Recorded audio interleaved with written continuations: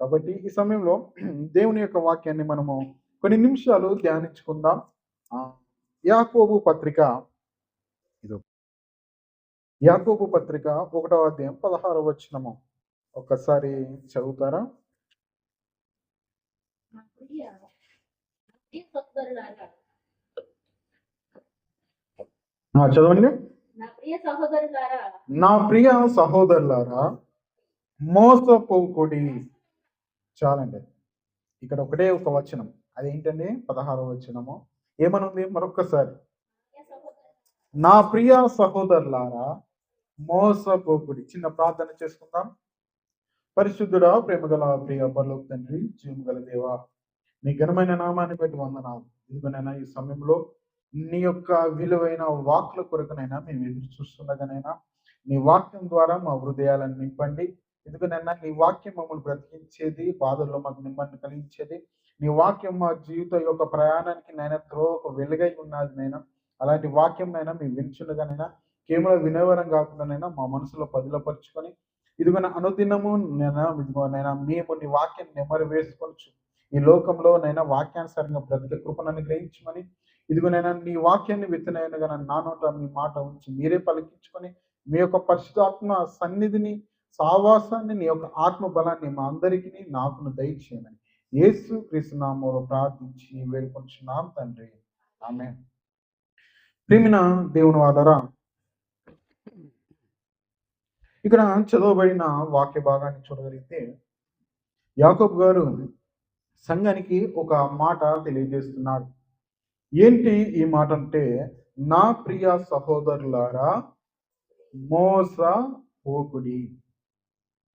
ఈ వాక్య భాగము నేను సాయంకాలం ఆలోచించినప్పుడు గత 5 వారాలు అనగా ఈ హాల్లో మనం 5 వారాలు కూడుకున్నాం గత నెలలో. మొదటి వారం ఏ వాక్యం చెప్పానండి? గుర్తుందండి? అని మొదటి వారము సంఘం గురించి, రెండవ వారము తల్లుల దినోత్సవం, మూడవ వారము ఏమని? మూడవ వారం గుర్తుందండి? లేదు. దేవుడు దొరుకు కాలమున వేదకుడి అంటే 4వ వారము దేవుడు మన పోషకుడు, మనల్ని పోషించేవాడు, మనకు అనుదిన ఆహారాన్ని దయచేసేవాడు. ఈ రీతిగా ఆమె గత వారము మరి యోసేపు యొక్క జీవితం గురించి ధ్యానించి ఈ యొక్క నెలలో కొన్ని దేవుడు మనకు మెలకువలు తెలియజేస్తాడు. మనల్ని ఈ లోకంలో ఎలా బ్రతకమని, మన యొక్క జీవితమును ఏ రీతిగా మన యొక్క రక్షణను కాపాడుకోవాలి, ఈ యొక్క పాడైన లోకం, పాపం లోకంలో మనము క్రైస్తవులైన మనం ఏ రీతిగా జీవించాలో దేవుడు కొన్ని మెలకువలను సంఘాలకు, విశ్వాసులకు, ఆయన యొక్క భక్తులకు తెలియజేస్తూ చాలా హెచ్చరికలు జారీ చేశాడు. ఇక్కడ కూడా ఒక మాట సెలవిస్తున్నాడు. ఏంటనంటే, నా ప్రియ సహోదరులారా మోసపోకుడి అంటున్నాడు. ఇప్పుడు మోసపోకుడి అనే మాట మీరు ఒకసారి ఆలోచించండి. ఇది హెచ్చరికనా? మరి హెచ్చరికనంటే హెచ్చరికనే. ఏమని? హెచ్చరిక. మీరు ఇదిగో జాగ్రత్త పడుడి, మీరు జాగ్రత్తగా ఉండండి. మీరు ఈ యొక్క విషయంలో మీరెప్పుడు కూడా మీరు త్వరైన నిర్ణయాలు తీసుకోకుండా మీ యొక్క జీవితాన్ని కాపాడుకోండి అనే విషయాన్ని మనకు తెలియజేస్తున్నారు. ఏంటి అని అంటే ప్రేమ దేవుల మోసపోవడం అని అంటే, మోసం అని అనగా ఏమని? అబద్ధాలు చెప్పడం, ఏమని? తప్పుగా మనని నమ్మించడం, ఏమని? ఇంకా చూస్తుంటే ప్రేమను దేని వల్ల వంచన అంటుంటారు. ఏమని? వంచన. మోసం అనేది ఎప్పుడు మనం మోసపోతామంటే, మనకు ఏది తెలియనప్పుడు. తెలిసే వ్యక్తిని మోసం చేయడం చాలా కష్టంగా ఉంటుంది, కానీ తెలియని వ్యక్తిని మోసం చేయడం అనేది చాలా ఈజీ. ఇది మోసపోతున్న వారు అనేకులు మనకు కనిపిస్తుంటారు. మోసపోతున్న వారు అనేకులు. ఏమండి? ఆ మోసపోతున్న వారిని చూస్తే మీరు ఏ రీతిగా మోసపోయారు, మీరు ఏ రీతిగా ఏమండి ఈ ఇందులో మీరు ఇరుక్కపోయారు, మీరు ఏంటి అని అనగా వారు అంటారు, మాకేం తెలుసు, వారు చెప్పారు, మేము విన్నాము, మేము నమ్మాము. ఏమని? వారు చెప్పారు, మేము విన్నాము, మేము నమ్మాము. ఈ నమ్మడం ద్వారా ఏమైపోయింది అంటే మోసం పోయామని చాలా మంది బాధపడుతుంటారు. మరి చాలా మంది భయపడతారు. అందుకని దేవుని యొక్క వాక్యము మానవాళి జీవితానికి అన్నిటికీ సరిపోయేదిగా ఉంటుంది. ఎందుకంటే నీవు ఏ విషయంలో కూడా పడిపోకూడదు, ఈ లోకంలో ఉన్న వాటికి నువ్వు చిక్కకూడదని, నీవు శ్రద్ధగా భయభక్తులుగా యుక్తిగా ఉండాలని దేవుడు ఎన్నో రకాలుగా ఆదరించే మాటల ద్వారా మనల్ని బలపరుస్తుంటాడు. క్రైస్తవ జీవితంలో కూడా చాలా రీతిలుగా మనం మోసపోతుంటాం. అందుకని దేవుని యొక్క వాక్యము సెలవిస్తుందంటే, అయ్యో నా ప్రియ సహోదరులారా మీరు మోసపోకుడి అంటున్నాడు. మోసపోకుడి. మరి మోసము అనేది నమ్మించేది, మనల్ని వంచేది, అబద్ధాలు చెప్పేది. వాస్తవానికి ఆ మోసము ఏ రీతిగా ఉంటుందంట?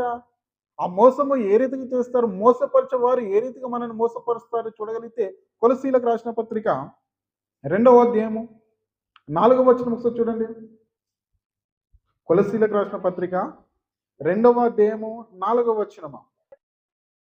ఎవడైనను ఆ చక్కని మాటల చేత మిమ్మల్ని మోసపరచకుండునట్లు ఈ సంగతిని చెప్పుచున్నాను. ఇక్కడ కూడా చూస్తుంటే వాక్యం ఏమని సెలవిస్తుందంటే, ఎవడైనను చక్కని మాటల చేత ఏం చేస్తానంట చదవండి. ఎవడైనను చక్కని మాటల చేత మిమ్మును మోసపరచకుండునట్లు. అంటే చక్కని మాటలు ఏం చేస్తాయంట? మోసము చేస్తాయి. ఈ సమయంలో మీకు కొన్ని ఉదాహరణలు మీ ముందు పెడతాను. తర్వాత వాక్య భాగంలో లోతైన వాక్య భాగం తెలుస్తాను, ఎందుకంటే మీకు అర్థం కావాలి. ఏంటి చక్కని మాటలు? చక్కని మాటలు, చక్కని మాటలు అనగా తీయని మాటలు. ఇప్పుడు మోసపరిచే వ్యక్తులంట ఏం చేస్తారంటే చక్కని మాటలు. మీ అందరికీ టీవీ చూసే ఏమైనా అలవాటు ఉంది కదండి? ఏమైనా టీవీ చూసే అలవాటు పర్లేదు, టీవీ అందరూ చూస్తాం. అందులో అడ్వర్టైజ్మెంట్లు వస్తాయి. అడ్వర్టైజ్మెంట్లు అందులో ఒక యాడ్ చూద్దామండి. ఏంటంటే ఫెయిర్ అండ్ లవ్లీ గురించిన ఒక యాడ్. ఆ యాడ్ వస్తుంది. ఏమని వస్తుంది? నల్లగున్న అమ్మాయి 6 వారాలు ఈ ఫెయిర్ అండ్ లవ్లీ క్రీమ్ వాడితే ఏమవుతుంది? తెల్లగా అవుతుంది. ఇప్పుడు యాడ్ చూస్తాం మనం. చూశాక ఏం చేసాం? షాప్కి వెళ్ళి తీసుకొచ్చాం. 6 వారాలు వాడాం, 60 నెలలు వాడాం, ఏమన్నా 6 సంవత్సరాలు వాడాం. ఇప్పుడు అయ్యామండి. అందుకని నేను కూడా చాలాసార్లు పెట్టుకుంటాను. ఇందాక పెట్టుకునేటప్పుడు కూడా పెట్టుకునే వచ్చా. కానీ అయ్యామా? అవ్వం. ఎందుకు? ఇప్పుడు ఆ ఆడిలో ఎలా చూపిస్తారు? ఏదో ఒక అమ్మాయి అందహీనంగా ఉందని. ఇప్పుడు ఆ క్రీమ్ పెట్టడం ద్వారా ఆమె ఏమైపోతుంది? ఆమెను 10 మంది చూసి ఎలా అయ్యావంటే, ఇదిగో నేను ఫలానాది వాడడం ద్వారా అని. మీకు చూసారా అడ్వర్టైజ్ ఎలా చూపిస్తారు? దాన్ని చూసి వాళ్ళు ఎన్ని సేల్స్, ఆ కంపెనీ డెవలప్ అవడానికి అదొక చక్కని మాటలు, ఏమని చక్కని మాటలు, తీయని మాటల ద్వారా ఒక దృశ్యాన్ని చూపించి జనాలందరినీ మోసం చేస్తారు. వాస్తవానికి 6 వారాలు వాడితే ఏమంటే ఫెయిర్ అండ్ లవ్లీ వాడితే ఎలా అవుతుందండి? ఎందుకంటే ఇది దేవుడు ఇచ్చిన, దీన్ని ఏమని తెల్లగా చేయలేము, నలుపు. అదే రీతిగా రెండవది ఏం చెప్తాను మరి, సంతూర్ సోప్. అది బాగా గుర్తుంది. ఇప్పుడు ఆ సంతూర్ సోప్ యొక్క యాడ్ చూడండి.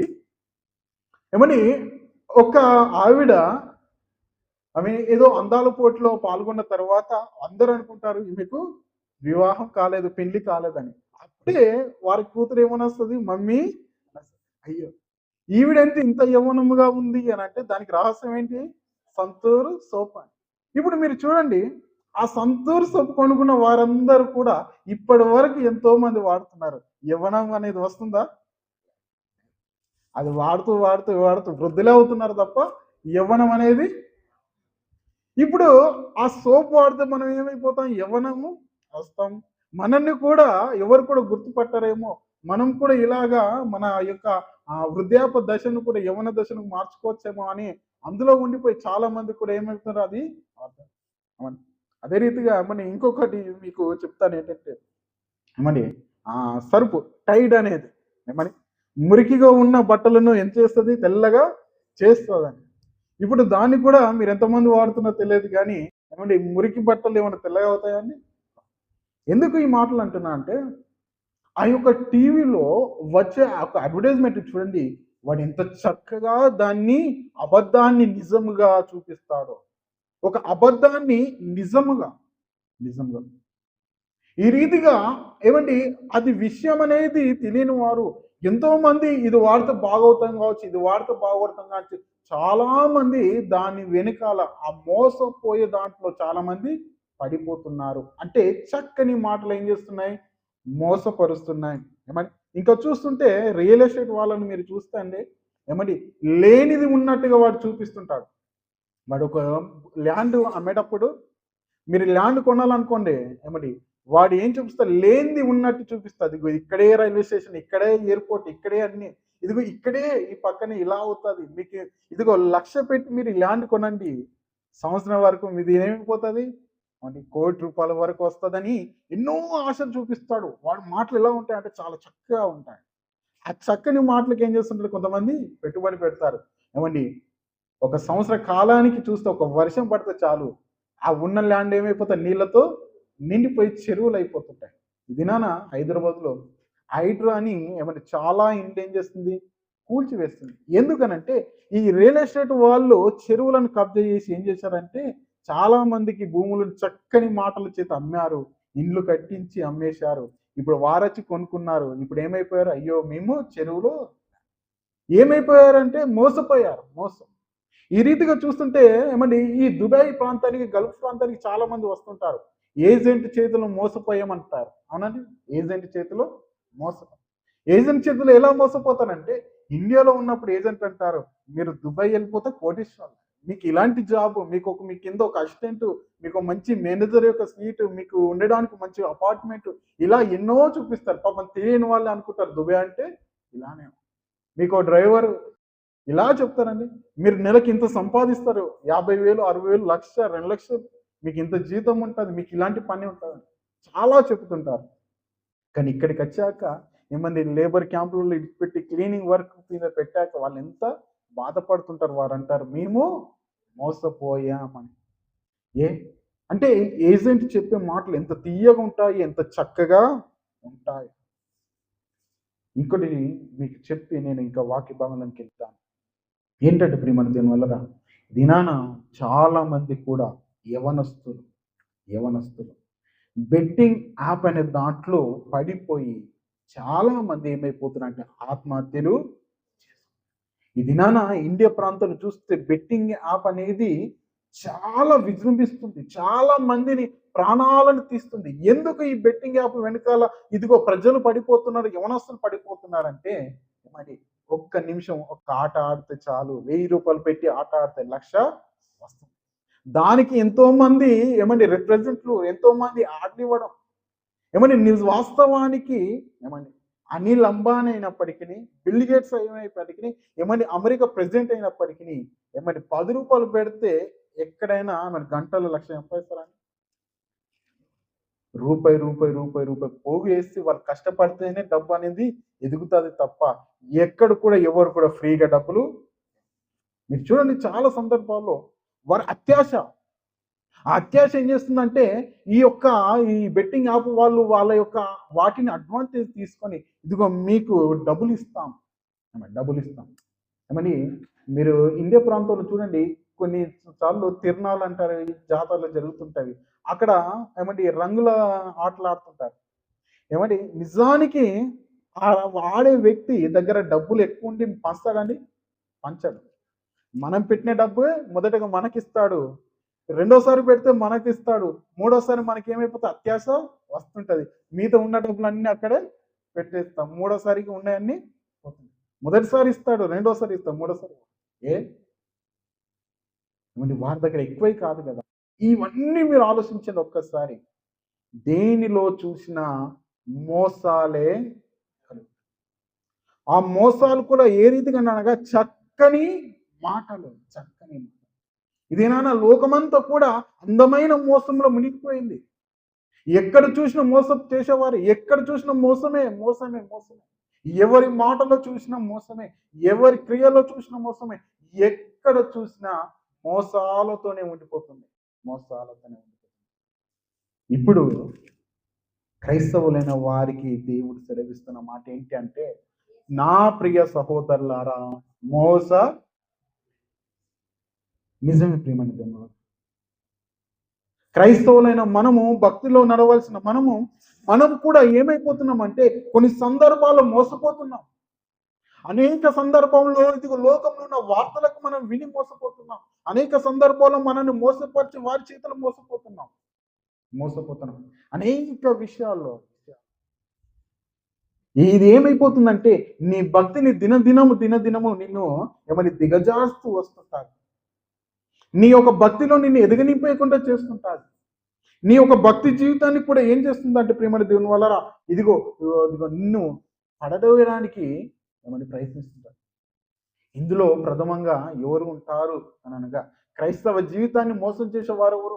క్రైస్తవ జీవితము మోసంలో ఉండిపోయి ఆ మోసం యొక్క కీర్తిలో పడి వారి యొక్క విశ్వాస జీవితాన్ని ఏ రీతిగా పతనం చేసుకుంటున్నారు అనంటే, సాతాను అనేవాడు నీ యొక్క జీవితంలో ఏదో ఒక ఆశలు కలిగించి ఆ ఆశలో నిన్నేం చేస్తున్నాడు?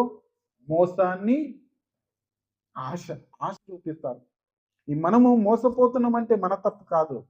ఎందుకనంటే మనకు ఒక ఆశ చూపించినప్పుడు ఆ ఆశను మనం ఏం చేస్తున్నాం? నమ్మి అత్యాశలోనికి పోయి మనము మోసపోవడమే. అందుకని బైబిల్ గ్రంథం మీరు చూడగలిగితే ఆదామవ్వ గారు ఉన్నారండి. ఆదామవ్వ గారు ఒక విషయంలో మోసపోయారు. చూస్తారా మాట? మొదటి తిమోతిలకు రాసిన పత్రిక 2వ అధ్యాయం 14వ వచనం. మరియు ఆదాము మోసపరచబడి లేదు కానీ స్త్రీ మోసపరచబడి అపరాధములో పడెను. చూడండి, చాలండి. ఇక్కడ చూస్తుంటే ఆదాము మోసపరచబడలేదు కానీ ఎవరంట? అవ్వ, స్త్రీ అనగా ఆదామవ్వ ఏ రీతిగా మోసపరచబడ్డది అనగా, అసలేంది మొట్టమొదటి పాపము ఎక్కడ జరిగిందండి? ఏదేను తోటలో జరిగింది. ఆ మొట్టమొదటి పాపానికి బీజం ఎక్కడ పడ్డదంటే మోసమే. ఆ మోసం ఏ రీతిగా అనగా చక్కని మాటలు. ఏమండి? చక్కని మాటలు ఏం చేస్తాయంటే మనల్ని మోసం చేస్తాయి. చక్కని మాటలు మనము ఆ చక్కని మాటలు వింటాం. ఆ తీయని మాటలకు మనం ఏమైపోతామంటే కరిగి పోతుంటాం. మోసపరిచే వ్యక్తి ఖచ్చితంగా నిన్ను ఖండించడు. అని గత దినాల్లో నేను ఒక న్యూస్ చూశాను. ఏంటంటే ఇదే హైదరాబాద్ ప్రాంతంలో ఒక వ్యక్తి 120 కోట్లు పట్టుకొని పరారయ్యాడట. ఏంటి ఇంత డబ్బు ఎందుకు పట్టుకొని పరారయ్యాడంటే వారు చీటీ వేశారంట. ఆ చీటీ ఏ రీతిగా వేశారంటే ఒక వ్యక్తి చెప్తున్నాడు ఏంటంటే, నా దగ్గర ఉన్న 12 కోట్లు పెట్టానండి. 12 కోట్లు ఎందుకు పెట్టావు? అంత అమాయకుడువా? 12 కోట్లు పెట్టేంత ఉందంటే, లేదు, ఫస్ట్ ఒక 3 నెలలు మంచిగా ఇచ్చాడు. ఎట్లా? వడ్డీ ఎక్కువ.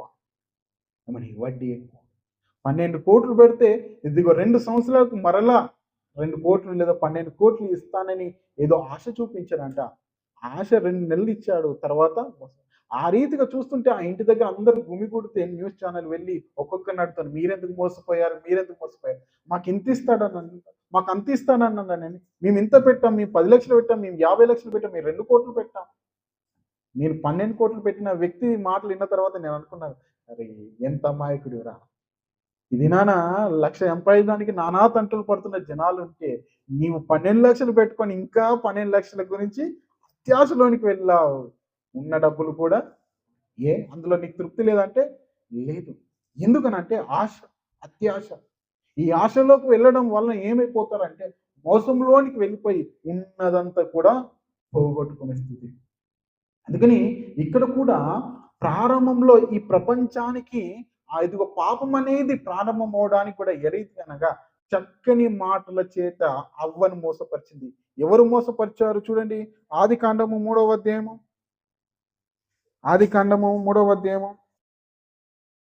మొదటి మాట ఒకసారి చదవండి.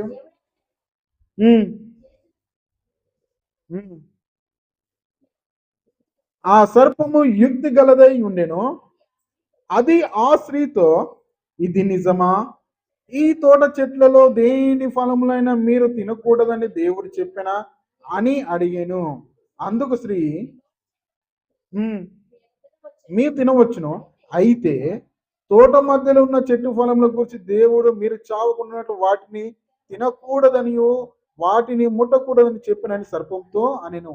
అందుకు సర్పము, మీరు చావనే చావరు, ఏలయనగా మీరు వాటిని తిని దినమున మీ కన్నులు తెరవబడెను, మీరు మంచి చెడ్డలు నెరిగిన వారై దేవదూతల వలె ఉందిరని దేవునికి తెలియనని స్త్రీతో చెప్పగా. ఇక్కడ చూడండి, ఇప్పుడు దేవుని యొక్క మాటలు మంచివా, సాతాను యొక్క మాటలు మంచివా? దేవుడు ఖచ్చితంగా చెప్పాడు, ఈ చెట్టు, ఈ తోటలో ఉన్న ఆ చెట్టు ఫలాన్ని మీరు తింటే ఏమవుతారు, మీరు చావనే చేస్తారని దేవుడు ఖచ్చితంగా చెప్పాడు. ఖచ్చితంగా ఖచ్చితంగా ఎందుకంటే మోసము చేసే మాటలు తీయగా ఉంటాయండి. మనకు వెన్నె పూస్తారు, తేనె పూస్తారు, అన్ని రకాలుగా మనల్ని కరిగించడానికి ఎన్నో ప్రయత్నం చేస్తారు. కానీ నిన్ను గద్దించేది మాటలు ఎలా ఉంటాయంటే కోపంతో ఉంటాయి. అందుకని దేవుని యొక్క వాక్యం సెలవిస్తుంది ఏంటంటే, ఏమండి, ప్రేమ గలవాడంట గద్దిస్తాడు, ఏమండి, పగవాడు లెక్కనేని ముద్దులు. ఇక్కడ కూడా చూస్తుంటే దేవుడు ఎంతో చక్కగా చెప్పాడు, మీరు ఈ చెట్టు ఫలాన్ని తినకూడదు, తినాను మీరు చనిపోతారని ఒక ఆజ్ఞనిస్తే వారే ఏమైపోయారంటే, ఇప్పుడు ఆదాము అవ్వకి ఏమైనా ఆశలు వచ్చాయి, ఈ పండు తింటే, అంటే సర్పం వచ్చింది. సర్పం ఎలాంటిదంట, యుక్తి గల, అంటే చాలా తెలివి గలది యుక్తి. ఆ సర్పం వచ్చేసి ఇది నిజమా అంటుంది. ఇది నిజమా, ఇది నిజమా అనే ఒక క్వశ్చన్ మార్క్ వచ్చాక ఆదమవ్వ అలానే ఆలోచిస్తున్నట్టుంది. ఇదిగో, మీరు ఈ చెట్టు పొలాలు తింటే మీరేమవుతారు, మరి చావనే చావరు, దేవదూతల వలె అవుతారు, మీ కన్నులు తెరవబడతాయి అనగానే ఇప్పుడు అవ్వకి ఏమైపోయిందంటే, నేను దేవదూతను అవ్వాలి. అసలేంది ఎంత శ్రేష్టమైన భాగ్యము. దేవుడు ఆదామవ్వను ఒక శ్రేష్టమైన వారిగా నిర్మించాడు, తన స్వహస్తాలతో నిర్మించాడు. ఏదేను తోట అనేది చాలా ఉన్నతమైనది. ఆ ఉన్నతమైన ఆ తోటలో వాడిని ఉంచి వాడిని పోషిస్తున్న దేవుడు, ఇదిగో వారు ఏమైపోయారంటే అత్యాశలోనికి వెళ్ళిపోయారు. ఇప్పుడు ఈ యొక్క సర్పం మాటను విన్నది.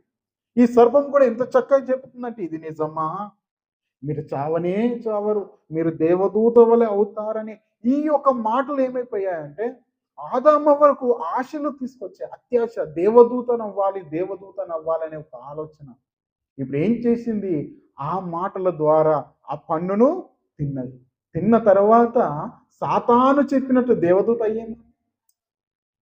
ఏమైపోయారు, శాపానికి శాపగ్రస్తులయ్యారు. ఈ శాపం ఏం చేసిందంటే ఆ ఉన్నతమైన ఆ ఏదైనా తోటలో నుండి బయటకు నెట్టివేయబడ్డారు. ఇదిగో తోట బయటకు నెట్టివేయబడ్డారు. తోట బయటకు నెట్టివేయబడ్డ తర్వాత ఇదిగో దీవించబడ్డారా, ఆశీర్వించబడ్డారంటే ఏమని లేదు. ఏ రీతిగా శిక్షింపబడ్డారు చూడండి, 16వ వచనం ఒకసారి చూడండి, 15వ వచనం కూడా చూడండి. మరియు నీకు స్త్రీకి వైరము కలగజేసేదను, అది నిన్ను తల మీద కొట్టును, నీవు దాని మీద కొడుతువు. ఆయన స్త్రీతో, నీ ప్రయాసను నీ గర్భ వేదనను నేను మిక్కిలి హెచ్చించదను, వేదనతో నీవు పిల్లలను అందువు అంటుంది. గమనించాలి, ఇది నాన్న వేదనతో పిల్లల్ని కలిగేది. ఏమంటే ప్రసవ వేదన అనేది ఇది ఎక్కడ కలిగిందనగా, ఏమండి, ఇక్కడ అంటున్నాడు మిక్కిలి హెచ్చించదు. నిజమే ప్రియమైన వాళ్ళ, ఇది నన్ను స్త్రీలు పడుతున్న ప్రసవ వేదన. ఏమంటే పిల్లలు పుట్టుతున్నప్పుడు వారికి పడ్డ వేదన, ఈ కష్టము, ఈ కన్నీరు, ఇదంతా కూడా దేని వలన వచ్చిందంటే ఆ దినాన చక్కని మాటలు ఆదామవ్వను మోసం చేసింది. ఆ మోసం చేయడం వలన వారు ఉన్నతమైన ఆ భాగ్యాన్ని పోగొట్టుకున్నారు, కష్టాలలోనికి వచ్చారు. అందుకని సాతాను ఎప్పుడు కూడా మనల్ని ఏం చేస్తుందంటే మోసపరచడానికి ఇది ప్రయత్నిస్తూనే ఉంటాది. మరి ఇంకొక మాట చూద్దాం. సామెతల గ్రంథం 27వ అధ్యాయం 5వ వచనం చూడండి, త్వరగా. సామెతలు 27వ అధ్యాయము. లోపల ప్రేమించుట కంటే బహిరంగముగా గద్దించడం మేలు, మేలు కోరి స్నేహితుడు గాయము చేయును, పగవాడు లెక్కలేని ముద్దులు మని. ఎప్పుడు కూడా ప్రేమన దేవుని వలన మనల్ని ప్రేమించేవారు, మనల్ని ఆదరించేవారు, మనల్ని పలకరించేవారు ఎప్పుడు కూడా ఏం చేస్తారంటే మనల్ని గాయపరిచే మాటలు అంటారు. కానీ మోసం చేసేవాడు పగవాడు ఏం చేస్తారంటే లెక్కలేని ముద్దు. మనం ఎప్పుడు కూడా ఈ తీయని మాటలకు, చక్కని మాటలకు ఎప్పుడు కూడా కరిగి పోకూడదు. అంతేకాదు మనకు ముద్దులు పెట్టే వాడిని చూసి వీడు నన్ను ఎంతో ప్రేమిస్తున్నాడు అనుకుంటే చాలా పొరపాటు. ఎందుకనంటే మనకు ముద్దులు పెట్టే వ్యక్తులు ఎప్పుడు కూడా ప్రేమించరు. ఇక్కడ దేవుని యొక్క వాక్యం సెలవిస్తుంది, పగవాడు లెక్కలేనన్ని ముద్దులు. ఎందుకంటే నటిస్తాడు, ఏదో ప్రేమ ఉందన్నట్టు. వాడు మోసము, ముద్దు పెట్టడం ద్వారా మోసం. మనం అనుకుంటాం ముద్దు పెట్టడం మనకు ఎంతో ప్రేమ. మరి రూతు కోడలు ఉందండి, ఏమండి ఓర్ప. ఏమండి రూతు కోడలు ఓర్ప. ఆమె ఏం చేసిందంటే అత్తకు ముద్దు పెట్టింది. ముద్దు పెట్టి అత్తతోనే ఉందా అంటే లేదు, అత్తని విడిచి వెళ్ళిపోయింది. ఇప్పుడు యేసుక్రీస్తుల వారి దగ్గర కూడా ఒక వ్యక్తి ఉన్నారండి. ఎవరంటే ఇస్కరియోతు యూదా. ఆ యూద కూడా యేసుక్రీస్తుల వరకు ముద్దు పెట్టాడు, కానీ ఆఖరి వరకు యేసుక్రీస్తు ఉన్నాడంటే లేడు. ముద్దు, ఈ ముద్దులో కూడా మోసాలు, ప్రేమతో మాట్లాడే మాటల్లో మోసాలు. ఏమని ఈ దినాన చాలా మంది యవనస్తులను చూస్తే, చాలా మంది యవన స్త్రీలను చూస్తే ఎందుకు మోసపోయారంటే నన్ను ఎంతగానో ప్రేమిస్తానన్నాడు, నా కోసం ప్రాణం ఇస్తానన్నాడు, కానీ నన్ను వాడుకొని వదిలేశాడు. దినాన ప్రేమలో మోసపోయే వ్యక్తులు చాలా మంది ఉన్నారు. ఎందుకనంటే ఆ సమయంలో ఆకర్షణ, ఆ టీనేజ్ ఏజ్ లో ఆ ఆకర్షణ, ఆ మాటలు ఏమైపోయాయంటే తల్లిదండ్రుల ప్రేమను మర్పిస్తుంది, తల్లి ఇంటిని మర్పిస్తుంది. ఇదిగో వాడితో వెళ్ళిపోయే స్థితిలో వాడేం చేస్తున్నాడంటే లేనిపోని మాటలు, ప్రేమ కలిగే మాటలు, చక్కని మాటలు ఇవన్నిటిని చెప్పి తీసుకెళ్ళిపోతారు. కొన్ని దినాలకు మరలా వదిలేస్తారు దిక్కులేని వారు. అలా చూస్తుంటే ఎంతమంది యవన స్త్రీలు, ఎంతమంది యవనస్తులు తమ యవన దశలో మోసపోతున్నారు ప్రేమ అనే మాట ద్వారా. అందులో కూడా మోసం, అందులో కూడా మోసం. ఇప్పుడు ప్రేమ దేవుని వలన దేవుడు ఇదిగో మనకి ఎందుకు ఈ మాటలు సెలవిస్తున్నాడు అంటే క్రైస్తవ జీవితంలో నిన్ను కూడా మోసపరిచేవారు అనేకులు ఉన్నారు. ఈ క్రైస్తవ జీవితంలో చక్కని మాటల చేత నిన్ను మోసపరిచేవారు ఉన్నారు. నీ వాక్యం చేత కట్టబడినప్పుడు నీకు ఎవరు నిజాయితీ పరులు, ఎవరు అనిజాయితీ పరులు, ఎవరు నీ పగవారు, ఎవరు నిన్ను ప్రేమించేవారు, ఈ విషయాలన్నిటి నువ్వు కనిపెడతావు. ఎందుకంటే ఆత్మ ద్వారా, దేవుడిచ్చే పరిశుద్ధాత్మ ద్వారా నీకు గ్రహింపనేది ఇదేనా. ఏమని ఏదో దగ్గరికి వెళ్తున్నాం అనగానే ఏదో ఒక మాటలు చెల్లిస్తుంటారు. ఇది నన్ను చూస్తుంటే ప్రేమను దేవుని వలన ఇక్కడ ఆరాధన జరిగిస్తున్నప్పుడు మాకు ఎన్నో ఆటంకాలు. పైకి మాతో ప్రేమగా ఉంటున్నారు, పైకి మాతో ప్రేమగా, కానీ వారు చేసే పనులన్నీ మోసం. పైకి ప్రేమ, అడ్డంకులు పడుతున్నారు. ఇది జరగనీయకుండా అడ్డుపడడానికి ఎన్నో ప్రయత్నాలు. పైకి చూస్తే ఎంత ప్రేమ అంటే ఇంకా కావాల్సినంటే ముద్దులు కూడా పెట్టడానికి సిద్ధంగా ఉన్నారు. ప్రేమగా కారిపోయే మాటలు, తీయని మాటలు, చక్కని మాటలు. తర్వాత దీన్ని అడ్డుపరచడానికి వారిని చూస్తున్నప్పుడు చాలా ఆశ్చర్యం. ఇదేనా నా సంఘానికి వస్తున్న విశ్వాసాలను చూస్తున్నప్పుడు ఏదో రకంగా అందుకో నేర్పిస్తాం. అయితే ఒక అలానా సంఘానికి మీరు ఇలా చేశారు, మీకు దేవుడిది. ఇప్పుడు మనం ఏమైపోతుందంటే ఆ చక్కని మాటల ద్వారా మోసం. ఒకవేళ ఈ దినాన ఏమండి మనం వెళ్తున్నప్పుడు చిన్నగా కాలు కింద దెబ్బ తాకింది అనుకోండి, ఇప్పుడు ఆ వ్యక్తులు ఏమంటారంటే చూసావా చూసావా ఇదిగో పలానా దగ్గర నువ్వు ఇలా చేసావు, అందుకని ఇలా. అది నీ తప్పు వలన చిన్న దెబ్బ తాకినా అది ఎక్కడికి కలుపుతుంటారు, అక్కడికి. ఇప్పుడు మనం విశ్వాసం బలవంతులం కాకపోతే ఏమైనా బలహీనమైతే మనం అనుకుంటాం కావచ్చు, అదే అదే కావచ్చు. దగ్గిన చిన్న జ్వరం వచ్చిన, చిన్న బాధ వచ్చినా ఇప్పుడు ఎక్కడికి వెళ్ళిపోతుంది, ఇదిగో అక్కడికి. దీన్ని ఏం చేస్తుంటారు చాలా మంది మనకు నేర్పిస్తారు. ఇంకా చూస్తుంటే ఇండియాలో చిన్న పిల్లలు ఉంటారండి, పుట్టిన పిల్లలు. పాపం వాడికి ఆఖరి ఎక్కువైపోయి వాడు ఏడ్చినా చాలా మంది ఏమంటారు ఏదో అయ్యింది, పలానా దగ్గరికి తీసుకుపోయి ఎక్కడికి ఏమండి ఐదులు కట్టే వాడి దగ్గరికి తీసుకెళ్ళు, ఇదిగో వీడి దగ్గరికి తీసుకెళ్ళు. అరే వానికి తిన్నది జీర్ణం కాక ఏమన్నా అజీర్ణమై లేకపోతే చిన్న అవస్థతోని లేకపోతే గాలి రాక ఊపిరి ఆడక ఏదో చిన్న ఇబ్బంది పడి రాత్రంతా ఏడిస్తే ఇప్పుడు ఏమైపోతుంది ఎక్కడికో. ఇవి ఇంటి దగ్గర మనం చూస్తుంటాం. ఏమండి చిన్న మాటలు అవి చక్కగా చెప్తుంటారు. వాళ్ళు ఏం చెప్తున్నారు అంటే, ఇదిగో మీరు ఎంతకాలం ప్రార్థన చేస్తారు? వాళ్ళ దగ్గరికి పోయి మీరు తాగితే కట్టుకోండి. మీ ఇంట్లో ఇదిగో ఇది జరుగుతుంది. ఏమండి జాతకాలు చెప్పే వ్యక్తిని చూడండి మీరు. ఏమండి జాతకాలు చెప్పే వ్యక్తి ఎలా ఉంటాడండి? చక్కని మాటలు చెప్తాడు. అవన్నీ ఏమైపోతాయి? మనం నమ్మేస్తుంటాం. ఏమండి? లోకంలో మోసపరిచేవారు చాలా ఉంటారు. మన అన్ని అవిశ్వాసం నడిపించి లోకంలో కలపడానికి మనకి ఎన్నో రకాల మాటలు చెప్తుంటారు. మీరు చూడండి మరి కొంతమంది వాస్తులు చూస్తుంటారు. అసలేంది అన్ని రకాలుగా మంచిగా కట్టినా వాడొచ్చి ఏదో ఒకటి చెప్తాడు. ఇదిగో మీకు ఈ పిల్లలు ఇలా ఉండడం వల్ల మీ ఇంట్లో అన్ని కష్టాలే, నష్టాలే అంటారు. ఇప్పుడు ఆ మాటను మనం విని ఏమని చేస్తారు? ఏమండి ఆ పిల్లల్ని తీసేస్తారు. దానివల్ల ఇల్లు కూలిపోతుంది. నిజమే. ఒక వ్యక్తి అలానే చేశాడు. ఏదో ఒక వ్యక్తి వచ్చి వాస్తు అని చెప్పడం వలనట ఆ పిల్లర్ తీసిన వల్ల ఉన్న ఇల్లు కూలిపోయింది. ఎందుకంటే ఈ లోకంలో మనల్ని కలపడానికి ఎన్నో రకాలుగా ప్రయత్నాలు జరుగుతుంటాయి. కాబట్టి క్రైస్తవులైన మనము వీటన్నిటికి మనము యూజ్కే నమ్మకూడదు. నీ విశ్వాసం బలంగా ఉంటే నిన్నెవ్వరు కూడా టచ్ చేయరు. నీ విశ్వాసం నిన్ను రక్షిస్తుంది. నీ భక్తి నిన్ను హెచ్చిస్తుంది. నీవు భక్తిలో బలంగా ఉన్నప్పుడు ఈ లోకంలో ఉన్న వారు ఎవ్వరు కూడా నిన్ను ఏమి చేయరు. ఏమండి కానీ నిన్ను మోసపరచడానికి ఎంతో మంది వస్తారు. వచ్చి నీకు చక్కగా చెప్తుంటారు. ఏమండి చక్కగా నీకు ఒకవేళ ఏమండి అందుకనే ఒక మాట అంటారు, తుమ్మినా దగ్గినా ఎక్కడికో వెళ్ళిపోతుంటారు. ఏమండి నార్మల్గా తుమ్మిన దగ్గు అనేది నార్మల్గా అందరికీ వస్తుంది. తుమ్ము అనేది అందరికీ వస్తుంది. జ్వరం అనేది అందరికీ వస్తుంది. వాతావరణాన్ని బట్టి ఏమంటే కొంచెం బాడీ అనేది సహకరి కానీ దీన్ని కూడా కొంతమంది అడ్వాంటేజ్ చేసుకొని చక్కని మాటలతో ఏం చేస్తారంటే ఫలానా దగ్గరికి వెళ్ళు అని. ఎందుకనంటే దేవుళ్ళను నిలబడితే నీకు ఎలాంటిది కూడా దరి చేరదు. ఎప్పుడు నువ్వు దేవుళ్ళలో పడిపోతే ఇదిగో అప్పుడు నీకున్న ప్రతి సమస్య కూడా ఏమైపోతుంటది పెద్దగా. ప్రతి సమస్య పెద్దగా ఇదిగో దాని పరిష్కారం కోసం నువ్వు దేవుని యొద్దకు రావాల్సిన నువ్వు బయటకి వెళ్ళకపోవడం వలన ఆ బయట వ్యక్తుల ద్వారా నువ్వు మోసపోయి ఇదిగో దేవునికి దూరం అవుతుంటా. కాబట్టి ప్రియమైన దేవుని వాళ్ళరా ఇదిగో అందుకే దేవుని యొక్క వాక్యం సెలవిస్తుంది, ప్రియులారా మీరు నా ప్రియ సహోదరులు మీరు మోసపోకూడదు. ఇదేనా ఒకవేళ ఉద్యోగం విషయంలో నేను మోసపరిచేవారు ఉన్నాడే, నిన్ను చర్చికి రానియకుండా అడ్డుపరిచేవారు ఎంతో మంది ఉన్నారు. దేవుని కార్యాలు చేయకుండా నిన్ను అడ్డుపడుతున్న వారు ఇదిగో ఇలా చూస్తుంటే నిన్ను ఇదిగో లోకంలో కలపడానికి సాతాను ఎన్నో రకాల తీయని మాటలు, ప్రేమించే మాటలు, ప్రేమ కలిగించే మాటల ద్వారా నేను మోసపరుస్తున్నారని ఒక్కసారి జాగ్రత్త పడు. దేవుని వాక్యం సెలవిస్తుంది, మోసపోకుడి చక్కని మాటలు మిమ్మల్ని మోసపరుస్తాయి.